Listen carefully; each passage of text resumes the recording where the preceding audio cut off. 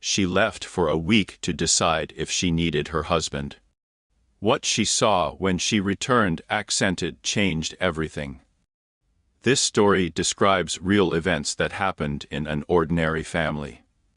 All names have been changed, any coincidences are accidental.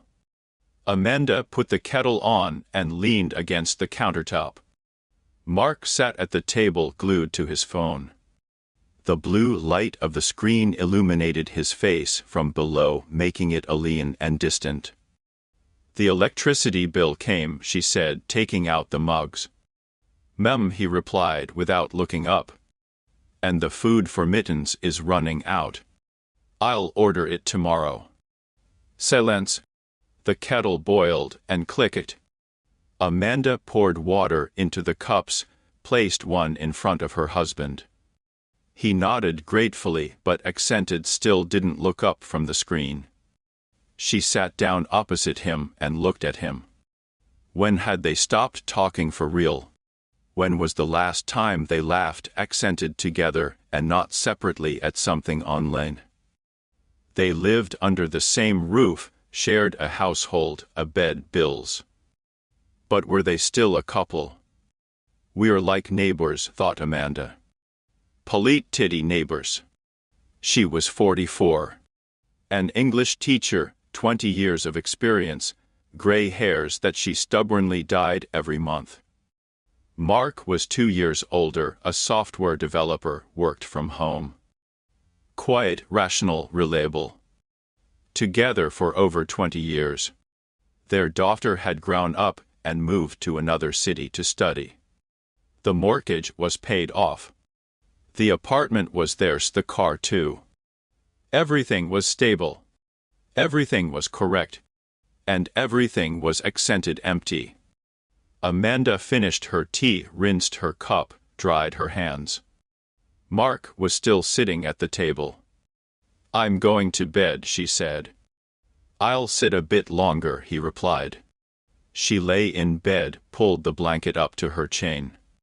She heard him walking around the apartment, the refrigerator rustling, the bathroom door creaking.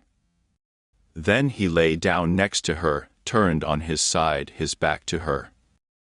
After 5 minutes, his breathing became even.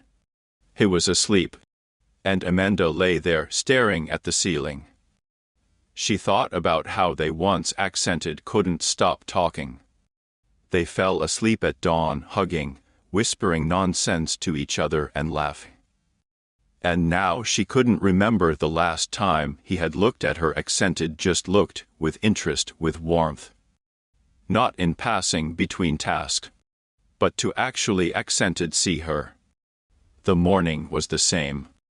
Amanda woke up. Mark was already in the kitchen with coffee and his laptop. "Working?" "Good morning," she said. "Yep," he replied, not looking away from the screen. She made herself a sandwich, poured tea.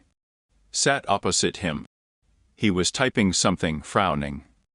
Then he stood up, took his cup, and went to his room. He closed the door. Amanda was left alone. She looked at her mug, at the crumbs on the table, at the empty chair opposite. She felt something accented tighten inside. In the evening, she stood for a long time in front of the bathroom mirror. Looked at her reflection. A tired face, slumped shoulders, a stretched-out home sweater. When had she stopped being a woman and became just part of the interior?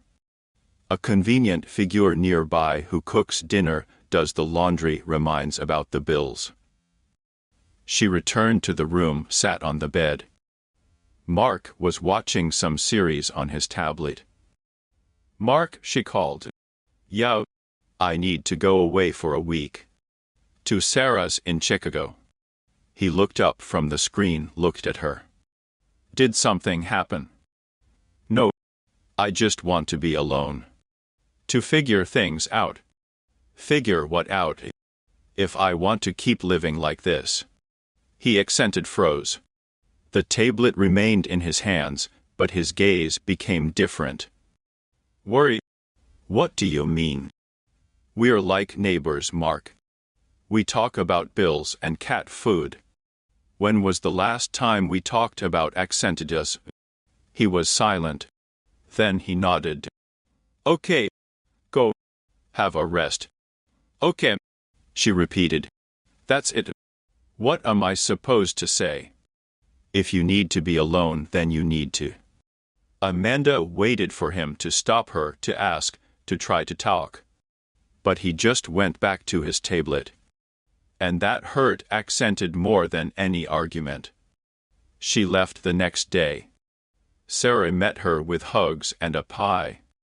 So tell me what's going on with you two, her friend said, pouring tea. Amanda told her. About the silence, the emptiness, about not remembering the last time they were close, not physically, but just soul to soul. Does he know you're unhappy? I don't know. Probably not. I've been silent all this time too. Maybe it's hard for him too, he just doesn't know how to talk. Men often stay silent when they're in pain. These words stuck somewhere in her chest. Amanda thought about it. It was true. She had known Mark for over 20 years. She knew he wasn't the type to pour his heart out. He had always been reserved, closed off. But that didn't mean he didn't care. He just didn't know how to show it. The week passed quickly. Amanda walked around the city, went to cafes with Sarah, read a book she had been putting off for 6 months. She felt light. No duties, no expectations. But at the same time, she felt pulled back home. And not so much to the apartment, but to accented him. Mark didn't call once. He texted only once, "Did you get there okay?" She replied briefly. There were no more messages. So he really doesn't care, thought Amanda. But her heart accented etched at the thought. When she returned, the apartment was clean. Unusually clean. The floor was washed, the dishes were put away, even the flowers were watered. A baking dish covered with a plate stood on the table. Amanda lifted the lid, accented mushroom casserole. Her favorite. Next to it lay a sheet of paper folded in half. Mark's handwriting neat and even. Amanda sat down at the table, unfolded the letter, and began to read. I didn't know how to say this, so I wrote. I'm sorry I fell silent. I wasn't tired of you, but of myself. Of pretending all the time that everything was okay. But it hasn't been okay for a long time. I was afraid that if I started talking, everything would fall apart. So I stayed silent. I thought it was safer. But it turned out to be accented the opposite. When you left, I realized that the silence without you is different. Cold. I realized accented I miss you. Not the food on the table or the clean laundry. I miss accented you. The way you laugh at stupid jokes. Your voice. Your hands. I don't know how to get back what we had. Maybe we shouldn't try to get it back. Maybe we need to start over. If you agree, let's start not with romance, but with accented truth. Without silence. Without pretending that everything is fine when it's not. I want to try. Do you? Mark. Amanda read, and tears streamed down her cheeks. Quietly, soundlessly. She folded the letter, pressed it to her chest. Then she tried the casserole. It tasted of childhood, warmth, accented home. Mark came in a few minutes later. He stood in the doorway, looking at her. You're back, he said. I'm back, she nodded. Did you read it?